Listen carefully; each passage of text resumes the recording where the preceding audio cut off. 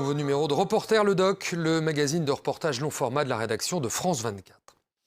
Le chiffre est terrible. En Chine, aujourd'hui, plus d'1 million de Ouïghours sont enfermés dans des camps de concentration. Ça se passe dans la province du Xinjiang, à l'extrême ouest du pays, à la frontière notamment du Kazakhstan. Officiellement, pour Pékin, ces camps visent à rééduquer les Ouïghours, musulmans turcophones, que les autorités chinoises assimilent volontiers à des extrémistes religieux. Il s'agit en réalité de prisons gigantesques où le Parti communiste torture et lave le cerveau de cette ethnie minoritaire chinoise. Au Xinjiang, des maisons, des rues, parfois des villages entiers se vident de leurs habitants envoyés dans ces camps sans autre forme de procès. Pendant près d'1 an, Angélique Forget et Antoine Védéier ont enquêté sur l'existence de ces camps. Plusieurs fois, elles se sont rendues dans la province du Xinjiang, hostiles aux journalistes. Au Kazakhstan, en Turquie, au Canada et en Europe, ils ont aussi recueilli des témoignages, certains inédits, qui racontent tous l'horreur de ces camps de concentration chinois. Ouïghours, un peuple en danger, reportage d'Angélique Forget et Antoine Védéier pour France 24.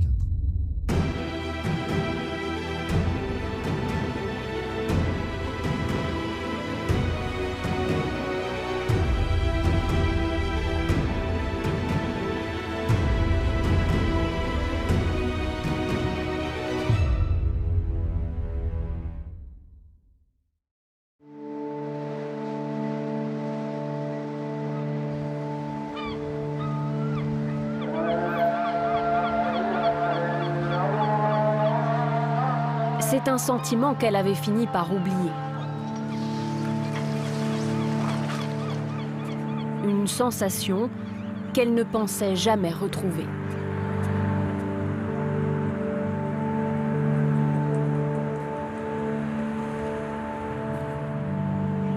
Depuis 6 mois sur les rives du Bosphore, Gulbahar Celilova redécouvre la liberté.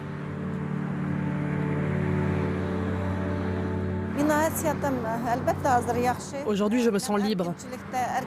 Je me sens bien, je me sens libre de respirer. Libre de sentir sur ma peau les rayons du soleil. Gulbahar est d'ethnie ouïghour. Pendant 1 an, 3 mois et 10 jours, elle a vécu enfermée dans un camp dans l'ouest de la Chine.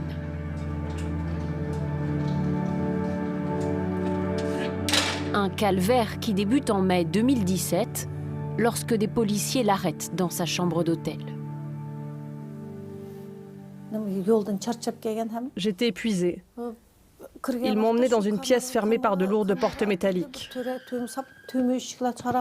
Elles faisaient beaucoup de bruit quand on les ouvrait. La pièce faisait 20 mètres carrés environ. Il n'y avait pas de fenêtre. À l'intérieur, il y avait une quarantaine de femmes. La moitié d'entre elles étaient debout. Les autres étaient allongées au sol, les unes contre les autres.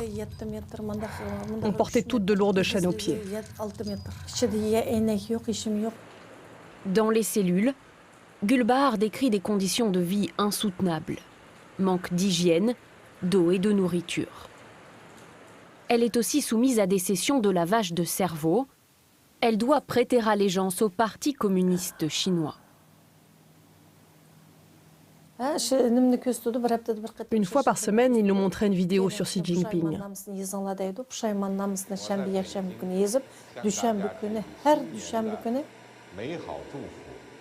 Ensuite, il nous demandait d'écrire notre autocritique. Il voulait s'assurer que nos idées changeaient et s'amélioraient. Tous les lundis aussi, à 9h55, nous devions nous mettre debout et chanter l'hymne chinois. Le reste de la semaine, nous devions chanter 5 chansons chaque jour.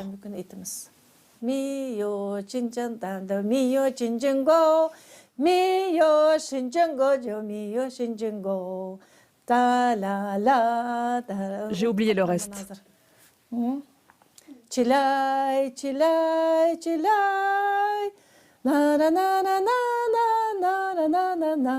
On chantait ce genre de chansons. Si on ne chantait pas, ils ne nous donnaient pas de nourriture. Et ils nous punissaient.